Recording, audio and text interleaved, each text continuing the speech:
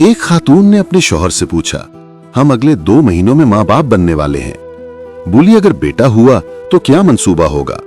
शौहर ने जवाब दिया, मैं उसको तमाम रोजमर्रा जिंदगी की रिवायात सिखाऊंगा, खेल, रियाजी, लोगों की इज्जत और वगैरह वगैरह। खातून ने फिर पूछा, अगर बेटी हुई तो? शौहर ने जवाब दिया, मैं उससे कुछ नहीं सिखाऊंगा, बल्कि मैं उससे खुद सीखूंगा।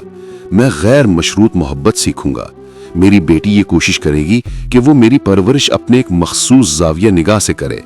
बालों की कंघी करने से लेकर ड्रेसिंग सेंस, इब्तदाई गुफ्तगू से लेकर इंतहाई गुफ्तगू तक, नीज के वो मेरे हर काम को अपनी जाविया नजर से तरबियत करेगी। वो मेरे लिए दूसरों से लड़ेगी, मुबाहिजा करेगी। उसकी खुशी और गम मेरी तबीयत पे मुनसर होंगे।